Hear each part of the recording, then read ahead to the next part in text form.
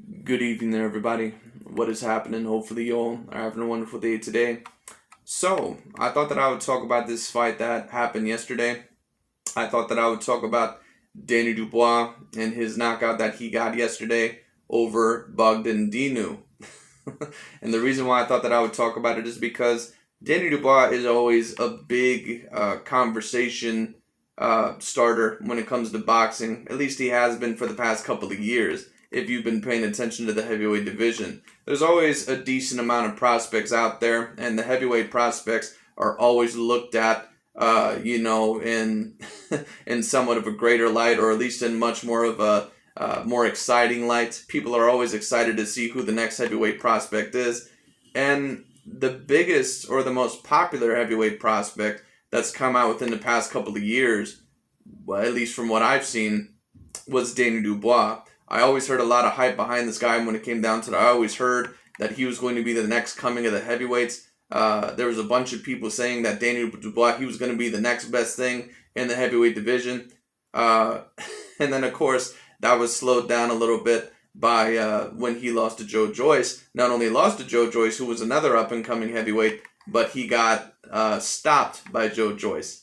So it is what it is. So that certainly slowed the hype train down a little bit. And a certain amount of people, I think, are wondering now, well, what can Daniel Dubois do in this heavyweight division? And yesterday was a comeback fight. It was going to be a little bit of a test, at least, because Bogdan Dinu, he has had a couple of fights in the past where he faced top contenders, and he did lose to them. But I believe he did give Kubrat Pulev a little bit of a tough challenge when it came down to it, although I think Kubrat Pulev eventually stopped him. And Jarrell Big Baby Miller, when he was on the scene, Bogdan Dinu got stopped by Jarrell Big Baby Miller as well. So a certain amount of people, they were going to compare this fight and say, okay, well, what can Daniel Dubois do here? And he looked impressive. He looked, to me like regular Daniel Dubois. I think overall that it's good that he ended up getting the knockout so early in this fight. But like I said, he kind of looked like regular Daniel Dubois. And a certain amount of people, they may not agree with me on this. When I take a look at Daniel Dubois, I don't see a fighter that is going to be the next coming of the heavyweight division. I don't see a fighter that is going to be the next Anthony Joshua, or is going to become the fighter overall that defeats possibly any of these top heavyweights in the world. I certainly don't see Daniel Dubois beating Tyson Fury, a Deontay Wilder, or an Anthony Joshua if they're in their peak form. I just don't see Daniel Dubois beating those guys. To be honest with you, the way that I look at Daniel Dubois in his career right now, I'm not really even sure if he is going to be a consistent top 10 heavyweight in the world. And some people over are going to disagree with that. I really want to see what Daniel Dubois would do against a Derek Chisora. I would like to see that fight. I would also like to see maybe what he would do against a Joseph Parker. Now, I have not had the highest opinion of Joseph Parker in the past, and I've explained why. And I think that his fan base kind of overrates his skill set to a degree. The Joseph Parker fan base does, at least. And I've always said that. And the Joseph Parker fan base, they've, of course, have not agreed with me.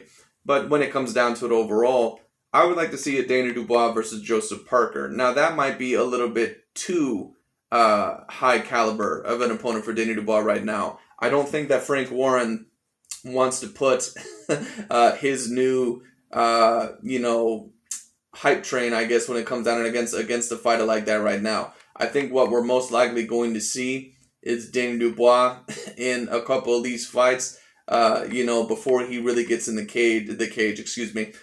ring overall, with another one of these, top contenders. Even if it is a top 15 guy, I don't think we're going to see Daniel Dubois in there with the top 15 guy quite yet. Frank Warren seems to have a lot of chips. He seems to have a lot of money on Daniel Dubois. He seems to really want this experiment to work. Frank Warren has a lot invested in Daniel Dubois. It kind of reminds me of the way that Bob Arum, it seemed like he wanted Jose Ramirez to win in the Josh Taylor fight. And I said that in my prediction video. A couple of people agreed with me. There was a couple of other people who maybe didn't agree with me. And I ended up being correct.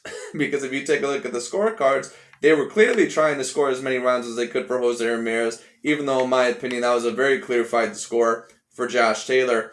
And on top of that, when it comes down to it, the way Bob Arum was talking about the fight afterwards, he was sort of talking in favor of Jose Ramirez. You could tell that Bob Arum was not happy that Jose Ramirez lost that fight. He was really hoping to have Jose Ramirez, I think, versus a Terrence Crawford. I think overall that's what he was really hoping to have.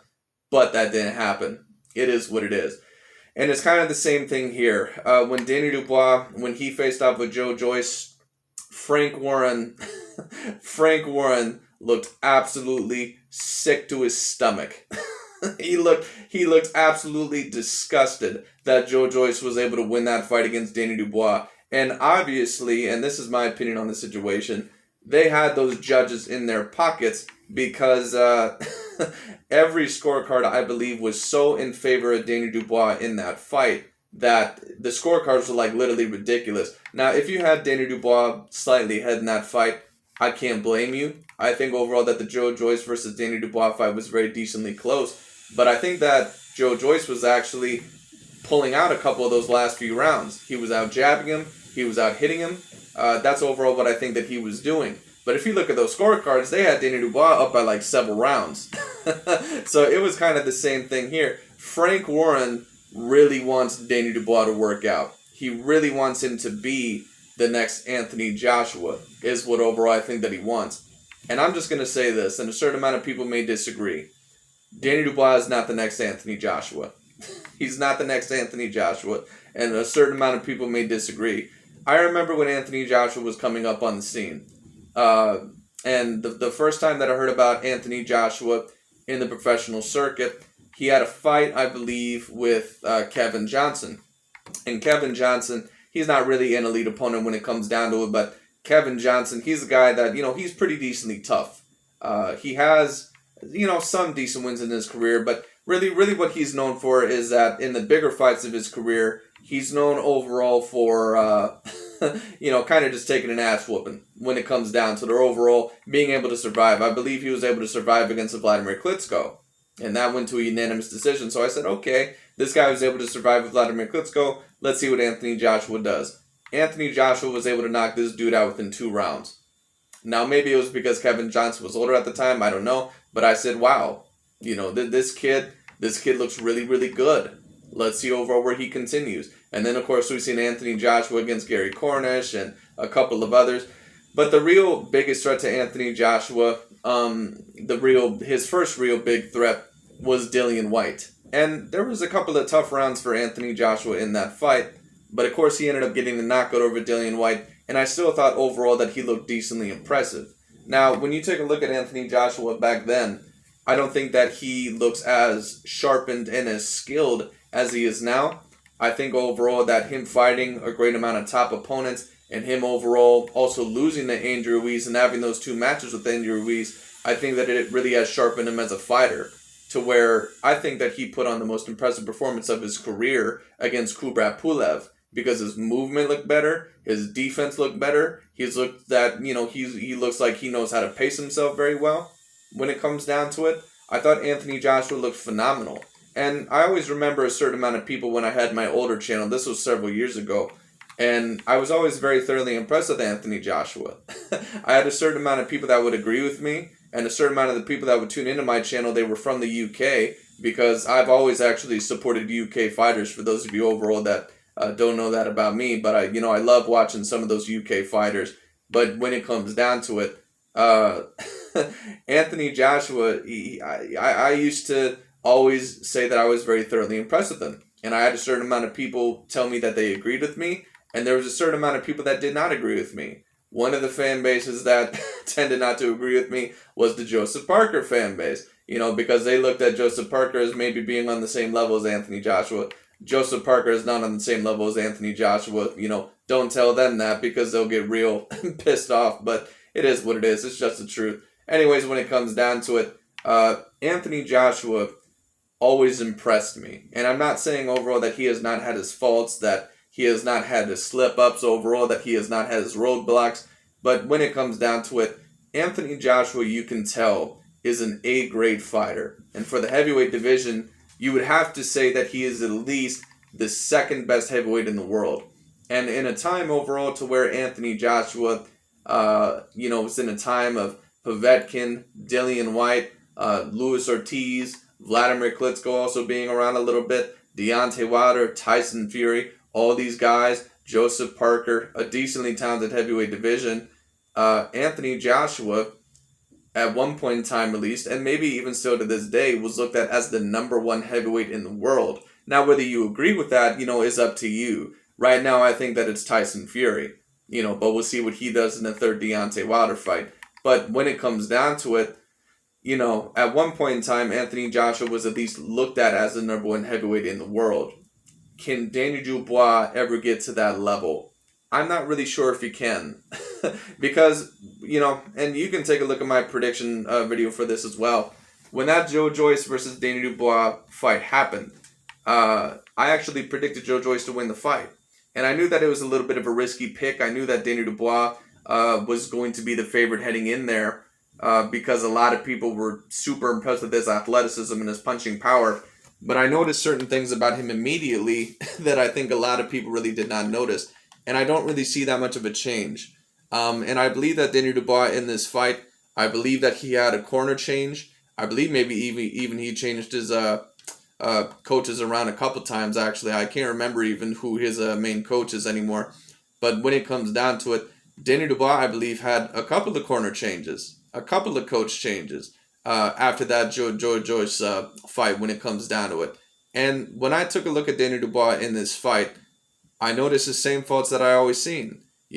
Lack of head movement, lack of defense, very straightforward fighter, up and down fighter when it comes down to it. A lot of the things that people were saying about Anthony Joshua a very long time ago, they're actually the faults that I see within Daniel Dubois.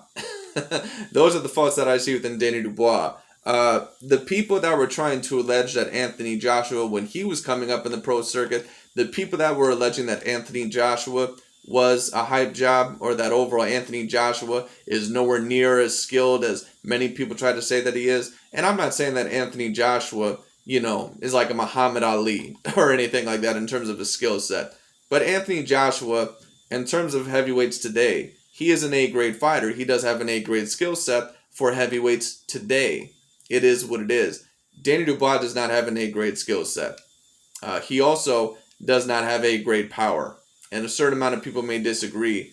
When you take a look at his punching power, compared to an Anthony Joshua, compared to a Deontay Wilder, it's not on that level. Now, that's not me saying overall that he does not have decent power. But he probably has around B+ power. That's still very good power. But when it comes down to it, I'm not going to I'm not necessarily going to say that it's on the same level as, the bigger punchers like a Deontay Wilder and Anthony Joshua. But if Daniel Dubois, and this is why I always say, for those Deontay Wilder fans that say, oh, Deontay in that third Tyson Fury fight, he's going to be completely different because he's working on certain things. You have to really look and see how they look inside the ring. Just because someone changes their corner, just because someone does a change-up in their corner, or just because someone changes coaches, doesn't always mean that they're going to become a better or worse fighter. They may end up being exactly the same. They may end up being a better fighter. They may end up being a worse fighter when it comes down to it. So it all depends on the fighter. And when I took a look at Daniel Dubois in this fight, I seen a fighter that was exactly the same. And a certain amount of people, they may not agree with that. Personally, if I had to guess what's going to happen with Daniel Dubois, Frank Warren really wants this Daniel Dubois experiment to work out. So I think that he's going to match him very carefully his next couple of fights. I don't believe we're going to see Daniel Dubois in tough fights until maybe even a couple of years later. It could be even more than that. I don't see it. I don't see him putting Daniel Dubois in the ring with the Kubrat Pulev right now, or Derek Chisora, or a rematch with Joe Joyce, or even a Charles Martin. I think if if there was a tough fight, a top 15, top 20 guy that he should go after next, I would say Charles Martin would be the way to go.